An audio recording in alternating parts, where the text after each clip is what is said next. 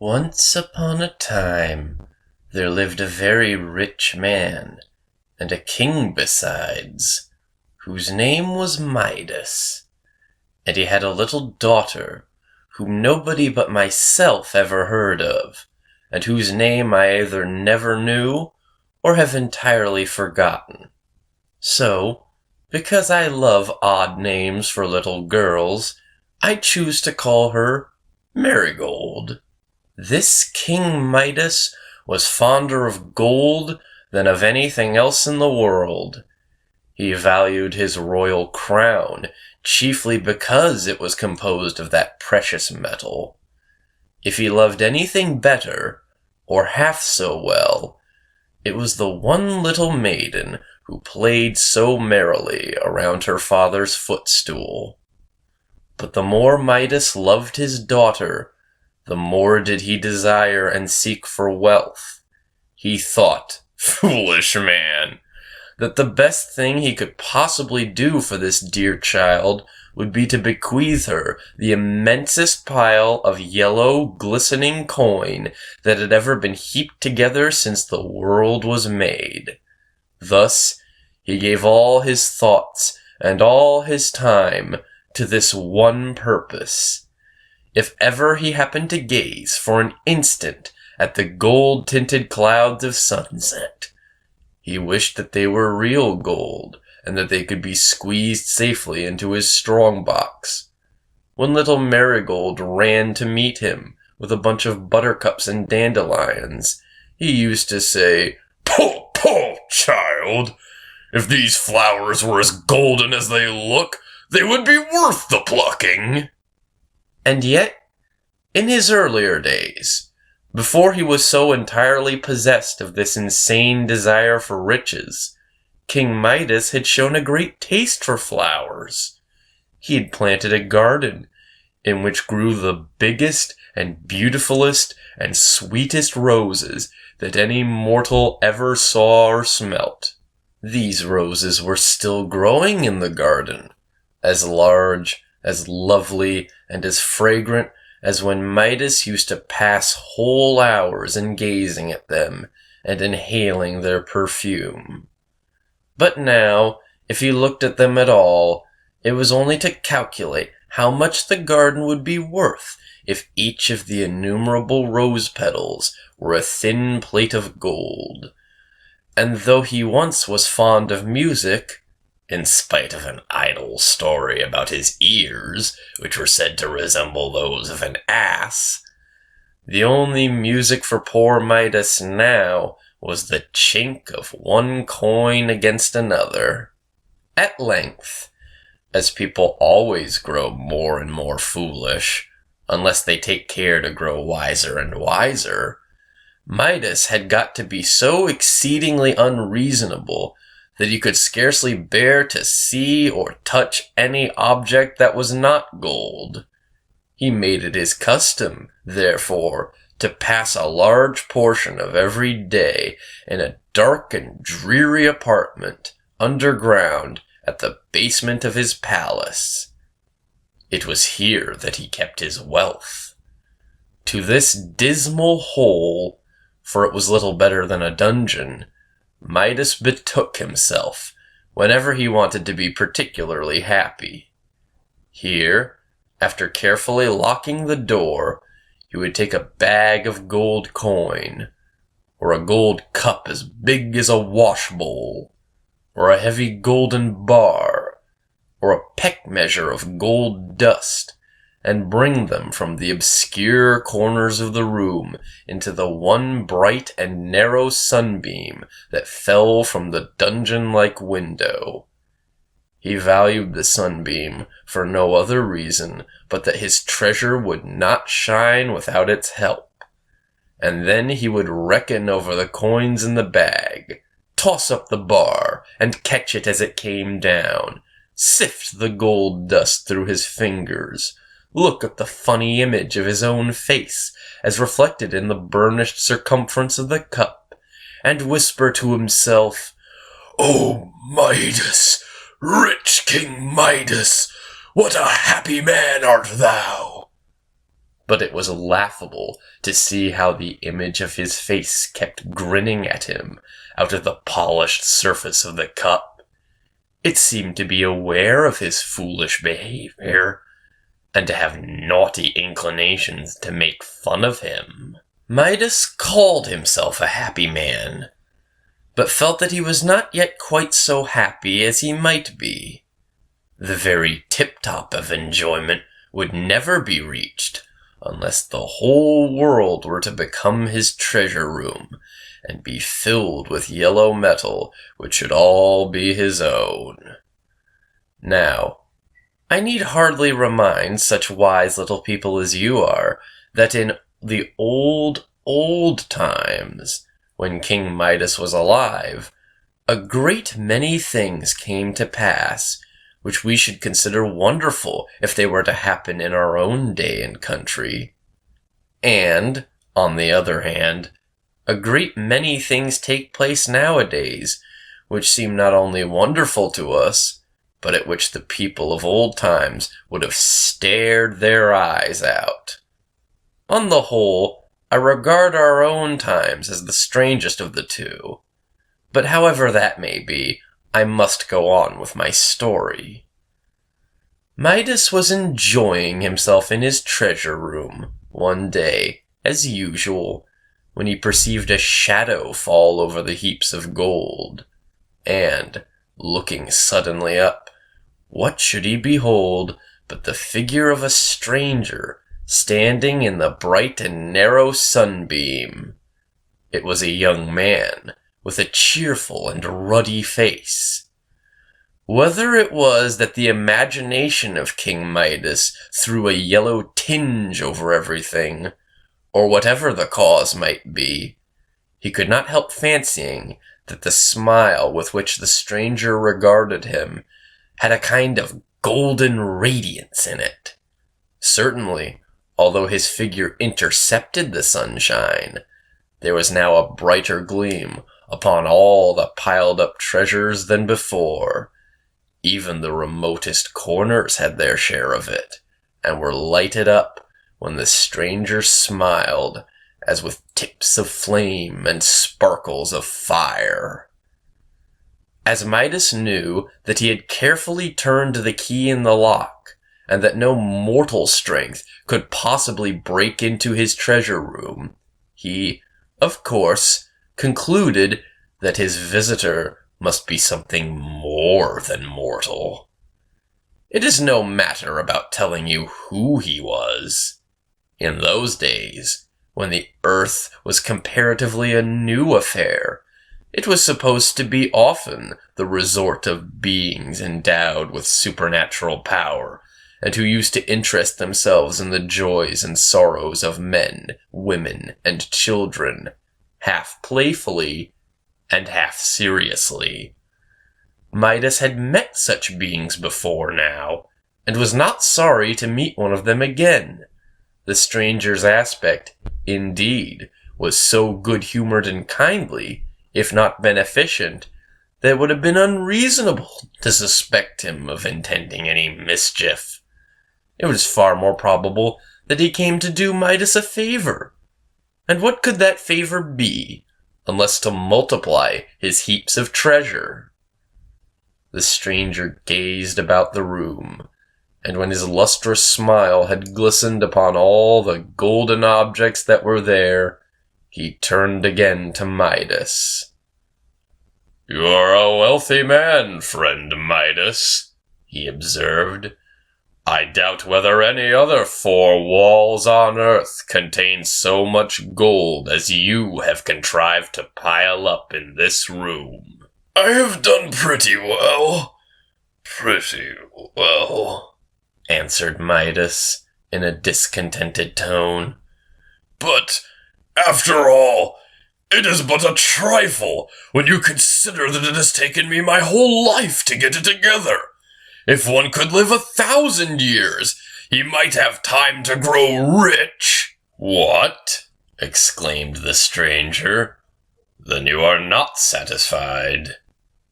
Midas shook his head. "And pray what would satisfy you?" asked the stranger. "Merely for the curiosity of the thing. I should be glad to know." Midas paused and meditated. He felt a presentiment that this stranger, with such a golden luster in his good-humored smile, had come hither with both the power and the purpose of gratifying his utmost wishes. Now, therefore, was the fortunate moment when he had but to speak and obtain whatever possible or seemingly impossible thing it might come into his head to ask. So he thought, and thought, and thought, and heaped up one golden mountain upon another in his imagination, without being able to imagine them big enough. At last, a bright idea occurred to King Midas. It seemed really as bright as the glistening metal which he loved so much. Raising his head, he looked the lustrous stranger in the face. "Well, Midas," observed his visitor, "I see that you have at length hit upon something that will satisfy you. Tell me your wish." "It is only this," replied Midas. "I am weary of collecting my treasures with so much trouble, and beholding the heap so diminutive after I have done my best. I wish everything that I touch to be changed to gold." The stranger's smile grew so very broad that it seemed to fill the room like an outburst of the sun, gleaming into a shadowy dell, where the yellow autumnal leaves, for so looked the lumps and particles of gold, lie strewn in the glow of light. "The golden touch!" exclaimed he. "You certainly deserve credit, friend Midas, for striking out so brilliant a conception. But are you quite sure that this will satisfy you?" "How could it fail?" said Midas. "And will you never regret the possession of it?" "What could induce me?" asked Midas. "I ask nothing else to render me perfectly happy." "Be it as you wish, then," replied the stranger, waving his hand in token of farewell. "Tomorrow, at sunrise, you will find yourself gifted with the golden touch." The figure of the stranger then became exceedingly bright, and Midas involuntarily closed his eyes. On opening them again, he beheld only one yellow sunbeam in the room, and, all around him, the glistening of the precious metal which he had spent his life in hoarding up. Whether Midas slept as usual that night, the story does not say. Asleep or awake, however, his mind was probably in the state of a child's, to whom a beautiful new plaything has been promised in the morning. At any rate, day had hardly peeped over the hills when King Midas was broad awake, and, stretching his arms out of bed, began to touch the objects that were within reach. He was anxious to prove whether the golden touch had really come, according to the stranger's promise. So he laid his finger on a chair by the bedside, and on various other things, but was grievously disappointed to perceive that they remained of exactly the same substance as before. Indeed, he felt very much afraid that he had only dreamed about the lustrous stranger, or else that the latter had been making game of him. And what a miserable affair would it be if, after all his hopes, Midas must content himself with what little gold he could scrape together by ordinary means, instead of creating it by a touch. All this while, it was only the gray of the morning, with but a streak of brightness along the edge of the sky, where Midas could not see it. He lay in a very disconsolate mood, regretting the downfall of his hopes, and kept growing sadder and sadder until the earliest sunbeam shone through the window and gilded the ceiling over his head. It seemed to Midas that this bright yellow sunbeam was reflected in a rather singular way on the white covering of the bed. Looking more closely, what was his astonishment and delight when he found that this linen fabric had been transmuted to what seemed a woven texture of the purest and brightest gold. The golden touch had come to him with the first sunbeam. Midas started up in a kind of joyful frenzy and ran about the room, grasping at everything that happened to be in his way. He seized one of the bedposts, and it became immediately a fluted golden pillar. He pulled aside a window curtain in order to admit a clear spectacle of the wonders which he was performing, and the tassel grew heavy in his hand, a mass of gold. He took up a book from the table. At his first touch, it assumed the appearance of such a splendidly bound and gilt-edged volume as one often meets with nowadays. But, on running his fingers through the leaves, behold, it was a bundle of thin golden plates in which all the wisdom of the book had grown illegible. He hurriedly put on his clothes, and was enraptured to see himself in a magnificent suit of gold cloth, which retained its flexibility and softness, although it burdened him a little with its weight. He drew out his handkerchief, which little Marigold had hemmed for him. That was likewise gold, with the dear child's neat and pretty stitches running all along the border, in gold thread. Somehow or other, this last transformation did not quite please King Midas. He would rather that his little daughter's handiwork should have remained just the same as when she climbed his knee and put it into his hand. But it was not worthwhile to vex himself about a trifle. Midas now took the spectacles from his pocket and put them on his nose, in order that he might see more distinctly what he was about. In those days, spectacles for common people had not been invented, but were already worn by kings, else how could Midas have had any? To his great perplexity, however, excellent as the glasses were, he discovered that he could not possibly see through them. But this was the most natural thing in the world, for on taking them off, the transparent crystal turned out to be plates of yellow metal, and, of course, were worthless as spectacles, though valuable as gold. It struck Midas as rather inconvenient that, with all his wealth, he could never again be rich enough to own a pair of serviceable spectacles. "It is no great matter, nonetheless," said he to himself, very philosophically. "We cannot expect any great good without it being accompanied with some small inconvenience. The golden touch is worth the sacrifice of a pair of spectacles, at least, if not of one's very eyesight.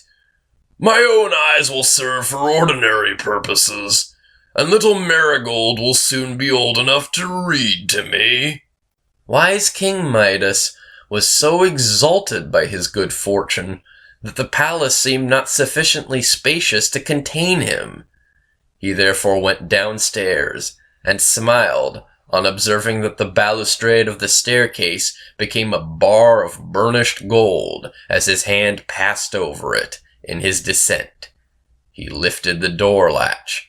It was brass only a moment ago, but golden when his fingers quitted it, and emerged into the garden.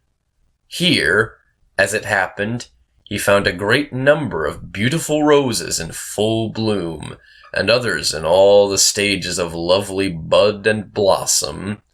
Very delicious was their fragrance in the morning breeze. Their delicate blush was one of the fairest sights in the world, so gentle, so modest, and so full of sweet tranquillity, did these roses seem to be. But Midas knew a way to make them far more precious, according to his way of thinking, than roses had ever been before.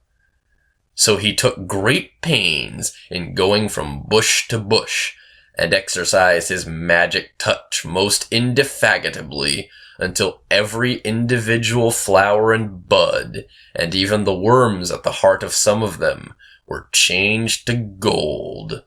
By the time this good work was completed, King Midas was summoned to breakfast, and as the morning air had given him an excellent appetite, he made haste back to the palace. What was usually a king's breakfast in the days of Midas, I really do not know, and cannot stop now to investigate. To the best of my belief, however, on this particular morning, the breakfast consisted of hot cakes, some nice little brook trout, roasted potatoes, fresh boiled eggs, and coffee for King Midas himself, and a bowl of bread and milk for his daughter Marigold. At all events, this is a breakfast fit to set before a king, and, whether he had it or not, King Midas could not have had better. Little Marigold had not yet made her appearance. Her father ordered her to be called, and, seating himself at the table, awaited the child's coming in order to begin his own breakfast. To do Midas justice, he really loved his daughter, and loved her so much the more this morning on account of the good fortune which had befallen him. It was not a great while before he heard her coming along the passageway, crying bitterly. This circumstance surprised him, because Marigold was one of the cheerfulest little people whom you would see in a summer's day, and hardly shed a thimbleful of tears in a 12-month. When Midas heard her sobs, he determined to put little Marigold into better spirits by an agreeable surprise. So, leaning across the table, he touched his daughter's bowl, which was a china one with pretty figures all around it, and transmuted it to gleaming gold. Meanwhile, Marigold slowly and disconsolately opened the door, and showed herself with her apron at her eyes, still sobbing as if her heart would break. "How now, my little lady?" cried Midas. "Pray, what is the matter with you this bright morning?" Marigold, without taking the apron from her eyes, held out her hand, in which was one of the roses which Midas had so recently transmuted. "Beautiful!" exclaimed her father. "And what is there in this magnificent golden rose to make you cry?" "Dear father," answered the child, as well as her sobs would let her, "it is not beautiful, but the ugliest flower that ever grew. As soon as I was dressed, I ran into the garden to gather some roses for you, because I know you like them, and like them the better when gathered by your little daughter. But oh, dear, dear me! What do you think has happened? Such a misfortune! All the beautiful roses that smelled so sweetly and had so many lovely blushes are blighted and spoilt. They are grown quite yellow, as you see this one, and have no longer any fragrance. What can have been the matter with them?" "Pooh, my dear little girl, pray don't cry about it," said Midas, who was ashamed to confess that he himself had wrought the change which so greatly afflicted her. "Sit down and eat your bread and milk. You will find it easy enough to exchange a golden rose like that, which will last hundreds of years, for an ordinary one, which would wither in a day." "I don't care for such roses as this," cried Marigold, tossing it contemptuously away. "It has no smell, and the hard petals prick my nose." The child now sat down to table, but was so occupied with her grief for the blighted roses that she did not even notice the wonderful transmutation of her china bowl. Perhaps this was all the better, for Marigold was accustomed to take pleasure in looking at the queer figures and strange trees and houses that were painted on the circumference of the bowl, and these ornaments were now entirely lost in the yellow hue of the metal. Midas, meanwhile, had poured out a cup of coffee, and, as a matter of course, the coffee pot, whatever metal it may have been when he took it up, was gold when he set it down.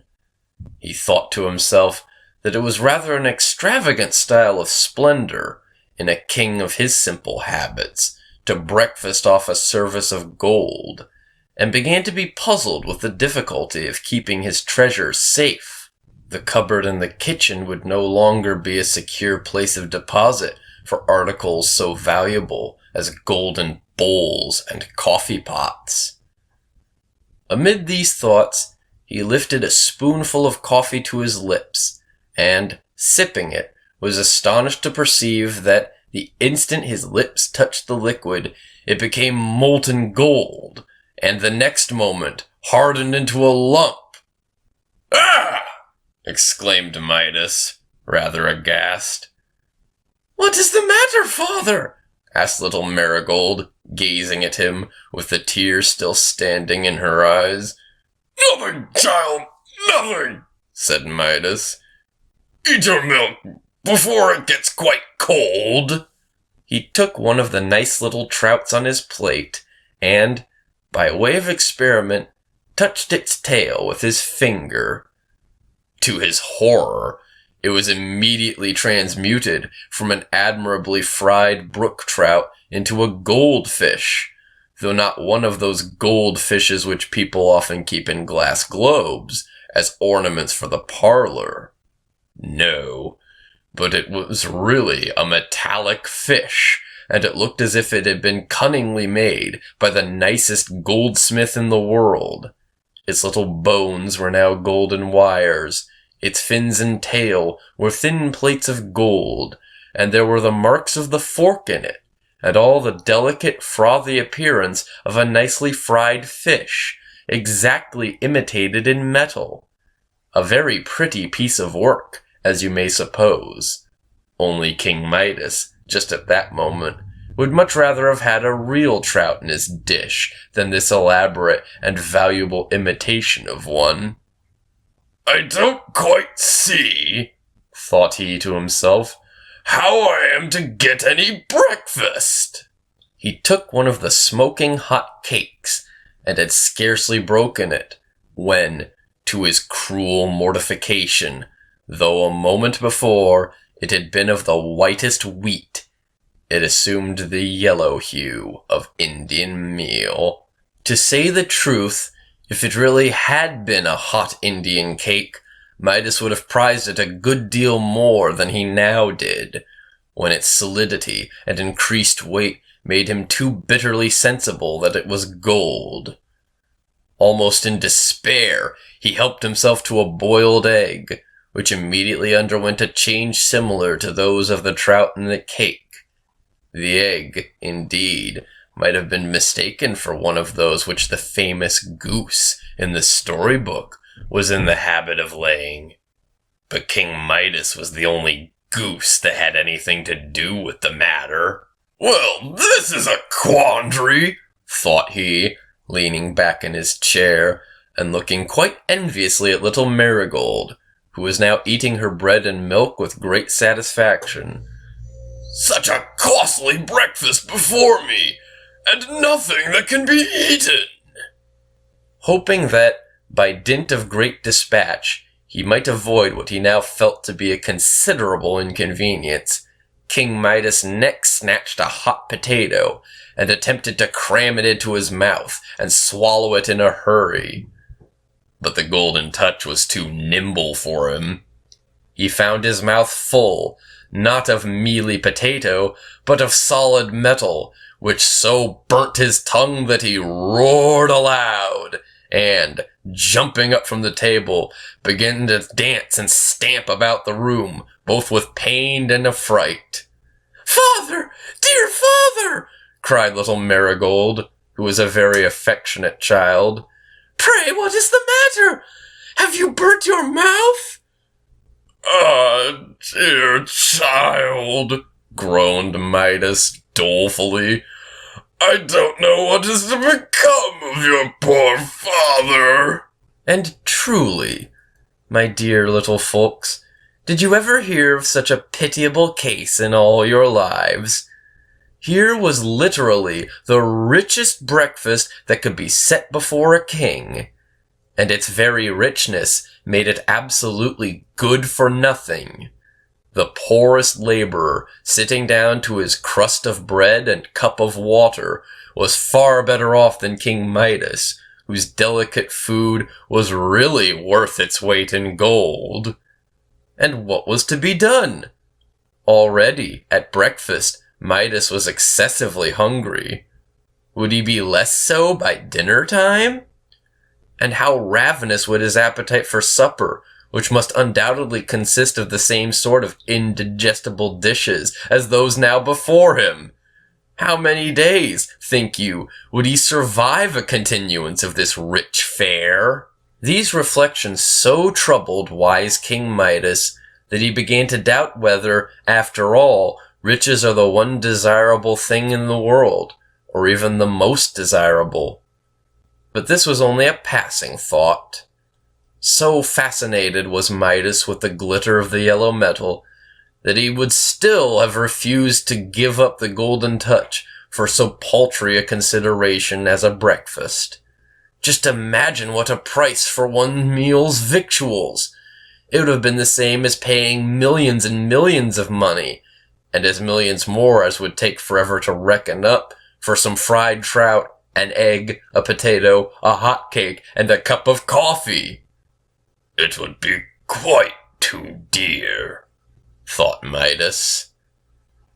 Nevertheless, so great was his hunger, and the perplexity of his situation, that he again groaned aloud, and very grievously too. Our pretty Marigold could endure it no longer. She sat a moment, gazing at her father, and trying, with all the might of her little wits, to find out what was the matter with him. Then, with a sweet and sorrowful impulse to comfort him, she started from her chair, and, running to Midas, threw her arms affectionately about his knees. He bent down and kissed her. He felt that his little daughter's love was worth 1,000 times more than he had gained by the golden touch. My precious, precious Marigold! cried he. But Marigold made no answer. Alas, what had he done? How fatal was the gift which the stranger bestowed! The moment the lips of Midas touched Marigold's forehead, a change had taken place. Her sweet, rosy face, so full of affection as it had been, assumed a glittering yellow color, with yellow teardrops congealing on her cheeks. Her beautiful brown ringlets took the same tint.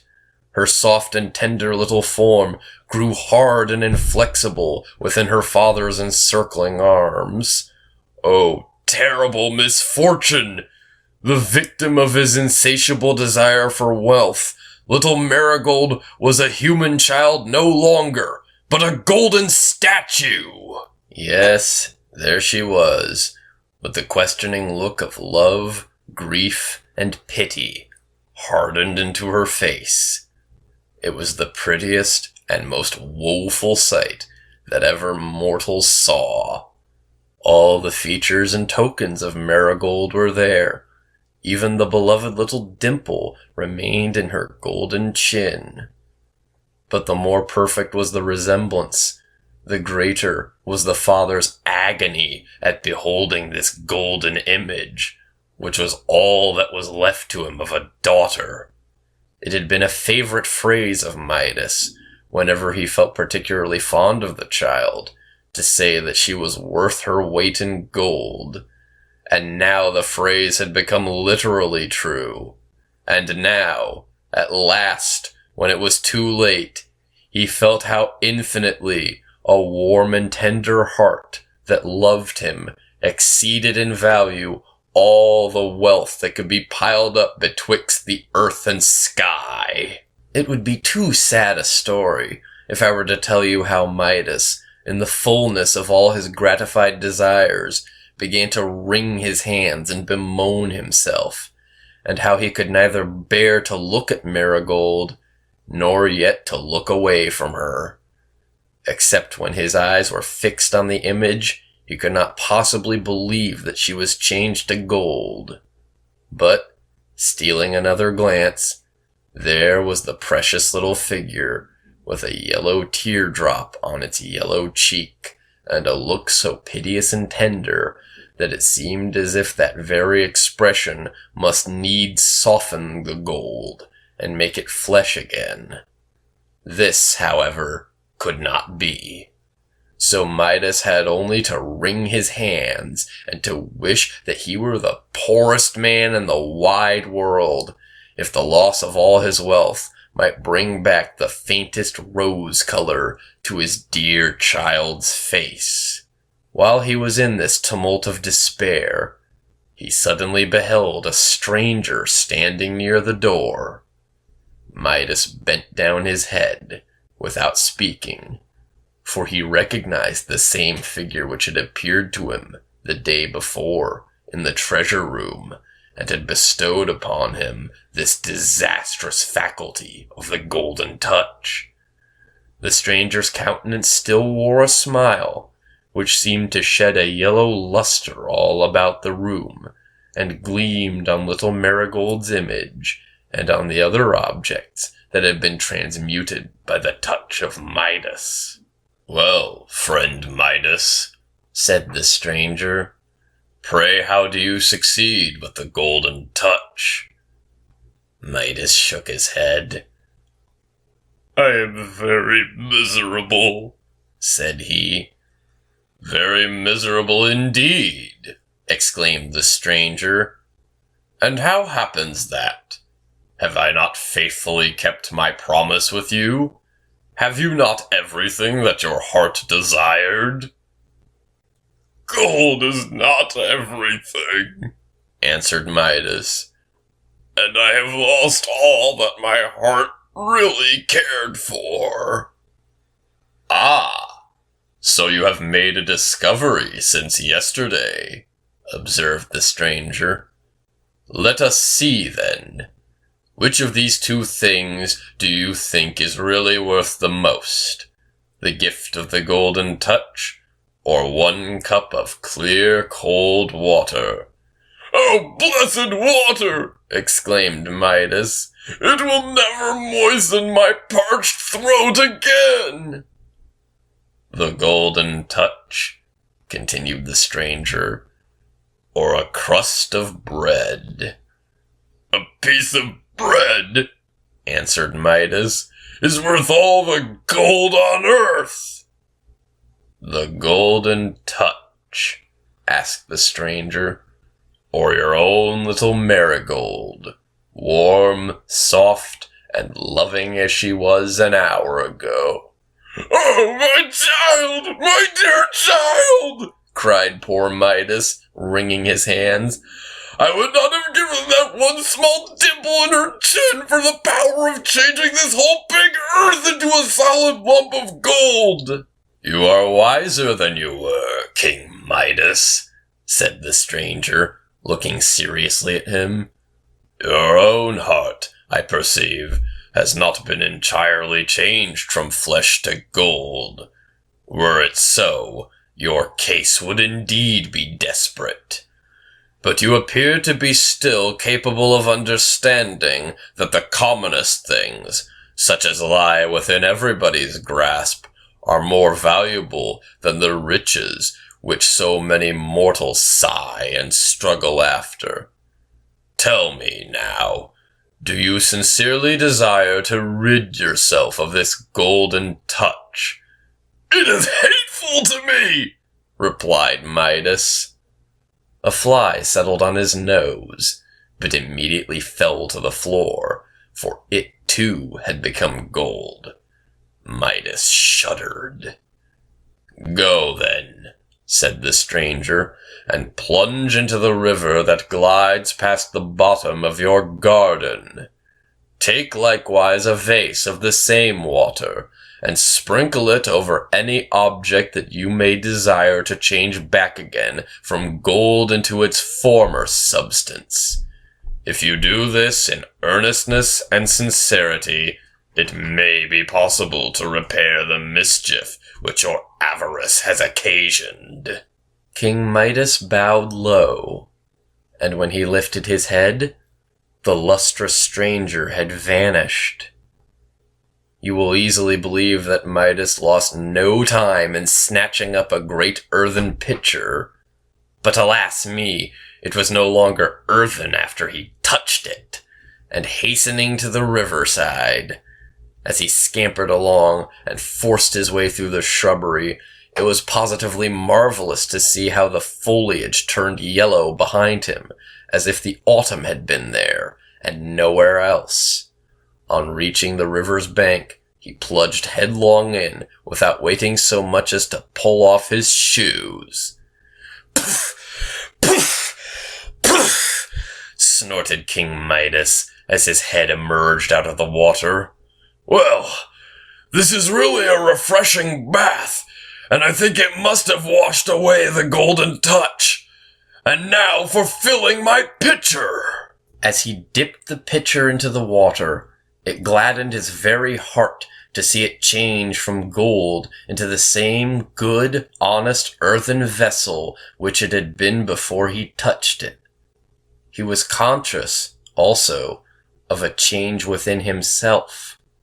A cold, hard, and heavy weight seemed to have gone out of his bosom. No doubt, his heart had been gradually losing its human substance and transmuting itself into insensible metal, but had now softened back again into flesh. Perceiving a violet that grew on the bank of the river, Midas touched it with his finger, and was overjoyed to find that the delicate flower retained its purple hue, instead of undergoing a yellow blight. The curse of the golden touch had, therefore, really been removed from him. King Midas hastened back to the palace, and, I suppose, the servants knew not what to make of it when they saw their royal master so carefully bringing home an earthen pitcher of water. But that water, which was to undo all the mischief that his folly had wrought, was more precious to Midas than an ounce of molten gold could have been. The first thing he did, as you need hardly be told, was to sprinkle it by handfuls over the golden figure of little Marigold.